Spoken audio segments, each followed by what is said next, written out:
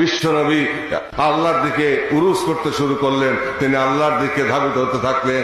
এক সময় মেরাজ হলো, আল্লাহ তাআলার সাথে মিলন ঘটলো, জাত পাকের সাথে এক ধনুক বা তারও নিকটবর্তী স্থানে আল্লাহর সাথে তার কথাবার্তা হলো। 27 বৎসর পর্যন্ত, জগতের 27 বৎসর পর্যন্ত রাসূল পাক সাল্লাল্লাহু আলাইহি ওয়াসাল্লাম মিরাজে ছিলেন। এবং সেখান থেকে 5 ওয়াক্ত নামাজের আদেশ আমাদের উপরে আসে। প্রথম 50 ওয়াক্ত নামাজ, তারপরে কমাতে কমাতে কমাতে কমাতে সেটা 5 ওয়াক্ত নামাজে আসলো। আমাদের জন্য সেই 5 ওয়াক্ত নামাজ ফরজ হয়ে গেল। অতএব আজ যারা মেরাজ অস্বীকার করেন, প্রকারান্তরে তারা নামাজ উঠিয়ে দিতে চান। আজ যারা রাসূল পাক সাল্লাল্লাহু আলাইহি ওয়াসাল্লামের ভুল ধরেন বা বলেন যে রাসূল সাল্লাল্লাহু আলাইহি ওয়াসাল্লামও ভুল করতে পারে, তারা প্রকৃতপক্ষে কোরআন শরীফ বদলে দিতে চান। এবং এদের সংখ্যা এখন বেশি, কারণ পয়সার বিনিময়ে এদেরকে ক্রয় করা হয়েছে, শিক্ষিত করা হয়েছে।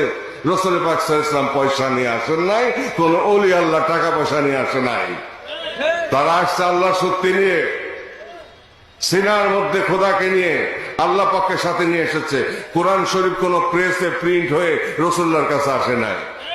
কোরআন শরীফ এসেছে রাসূল পাক সাল্লাল্লাহু আলাইহি ওয়াসাল্লামের সিনার মধ্যে, যাকে শরহে সদর বলা হয়। আলাম নাশরাহ লাকা সাদরাকা ওয়া রাফা'না লাকা যিকরাকা।